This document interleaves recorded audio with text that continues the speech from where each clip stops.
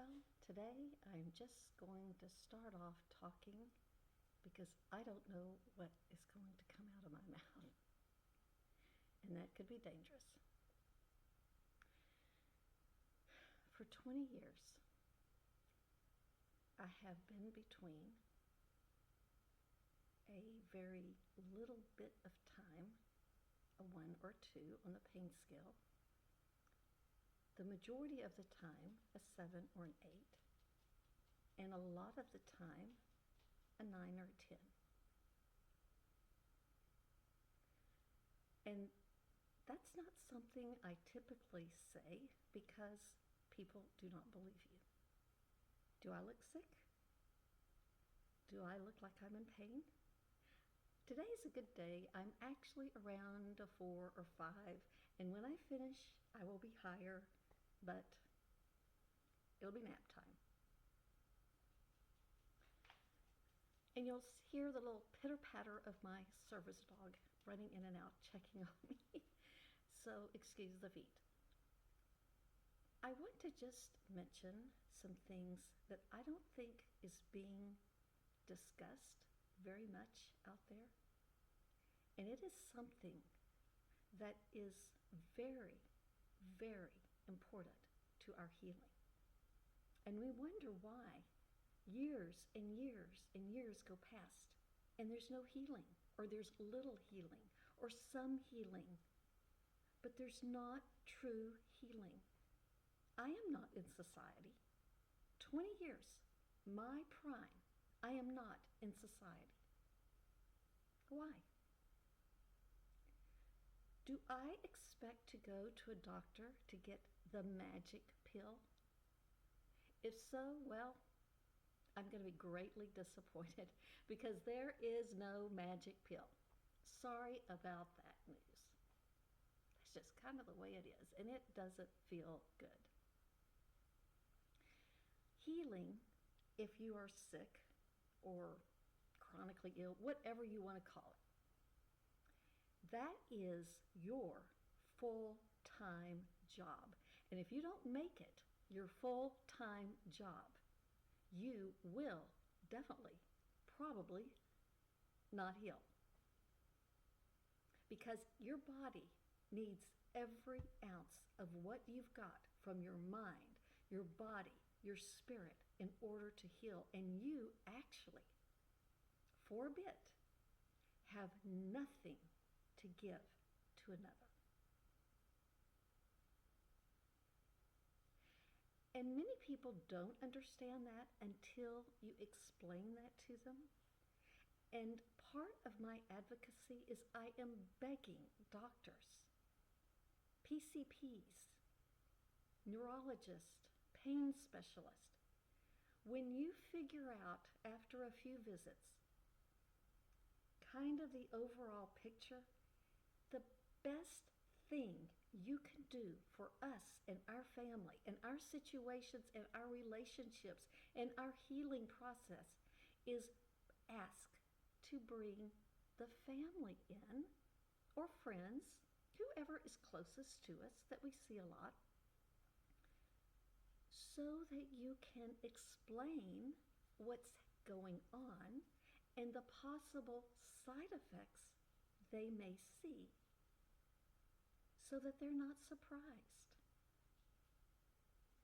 You know, we tried this and it came across, and it was no one's fault. If anybody's fault, it was my fault. They thought they were in trouble.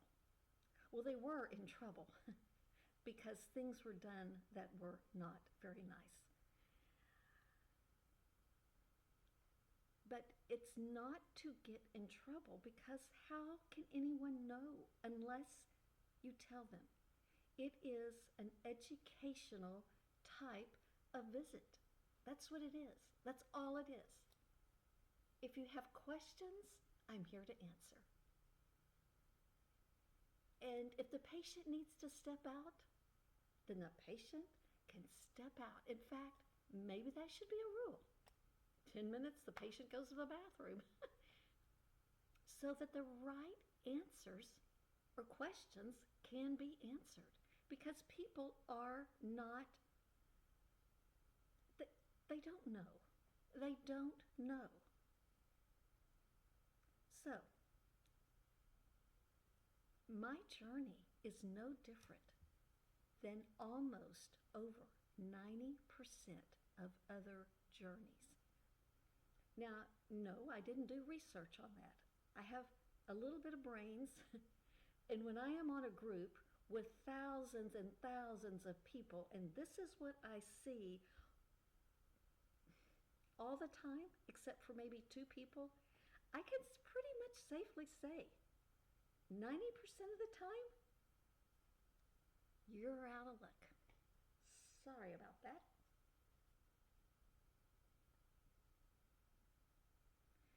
So let's talk about it. Let's get it out there. Do I want to spend the rest of my life like this? No. But you know, there is a common thread out there that people believe it is my sole responsibility without any help to get well and heal. Now, let me add a little portion, in their expected way. That is putting an awful lot on our shoulders. Now, number one, it is my responsibility to search for ways to heal and to obey and to do them, to try everything I can, to be desperate in wanting healing. That is my responsibility. No one can talk me into it. But I can't do it alone. I can't do it alone. Now, if I had a broken leg because I was skiing on the tallest mountain ever, my job would be to do whatever I'm supposed to be doing for my leg and to take care of myself. But what about those that are with me? Do they just go, ta-ta, Kathy, ta-ta? It's your deal. See you down at the bottom. Best wishes. We'll pray for you. You look really good, though, so it couldn't be that bad. I know a good doctor. You know, if you did this, this, and this, and this right now, you'd probably be fine and you could just get through it. It's no big deal. Does that sound helpful?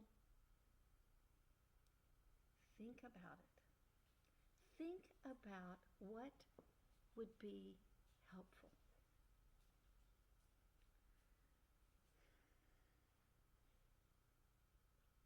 You know, I think about the 20 years, and you know what I'm thankful for? I'm thankful that I have TBI because I cannot remember anything that has been done or said except very little. I am so thankful. You can't imagine how thankful I am.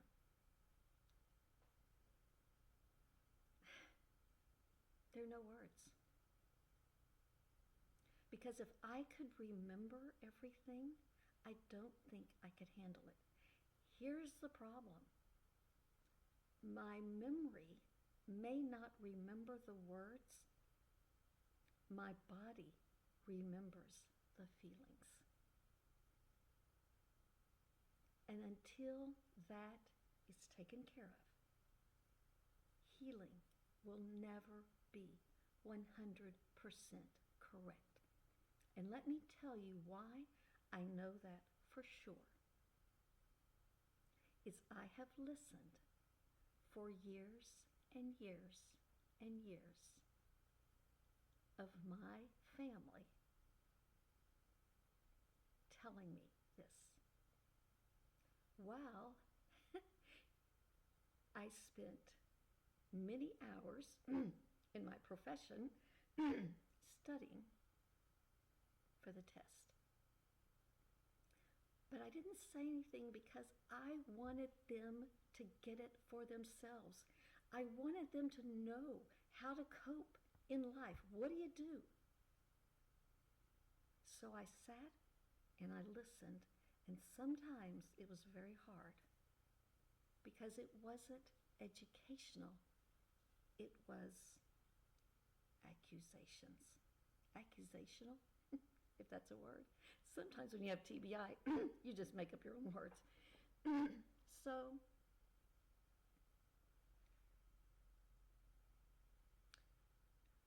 the day of the accident,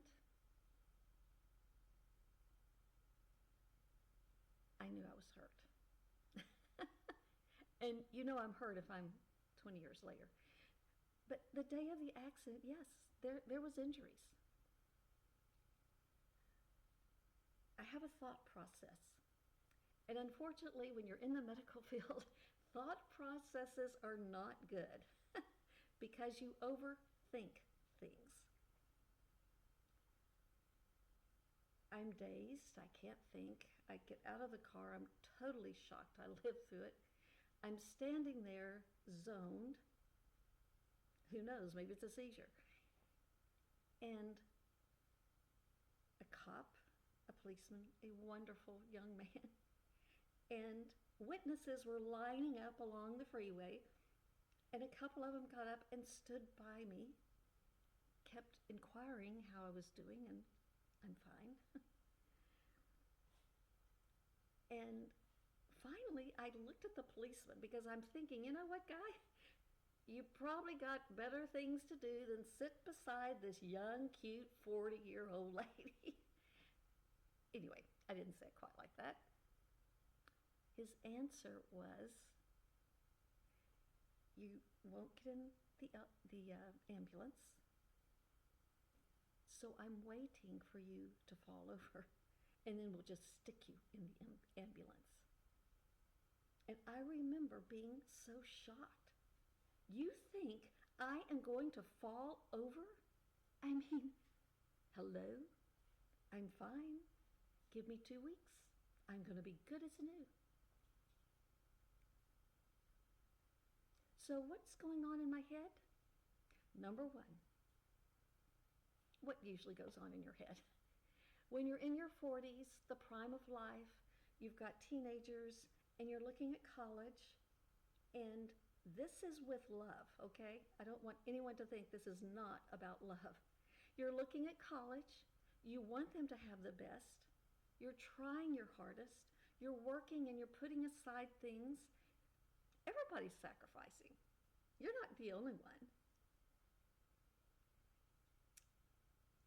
And you think, you know what? I'm not sure if that ambulance is covered.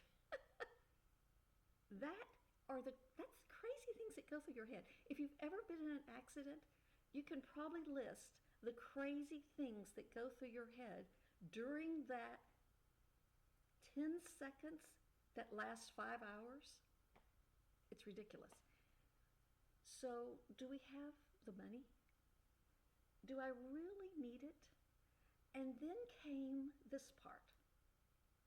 I have my emotions under control. I am under control. I am not crying. I would like to scream. I would like to holler. I'm scared. Everything is under control. Once I lay down on that gurney, I will lose it all. Lose it all. Do you think I'm going to choose to lay down on a gurney and lose it all mentally? No. I think we can agree.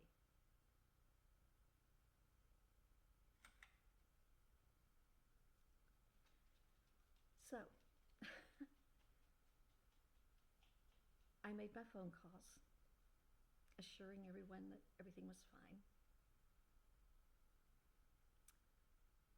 I I met my husband, and I'm thinking I really don't want to go to the hospital. You know, when you work at one, you either know the good, the bad, the good, whatever. And I just, and then there's that financial bit. And why don't I just ask, for pity's sakes? But I don't.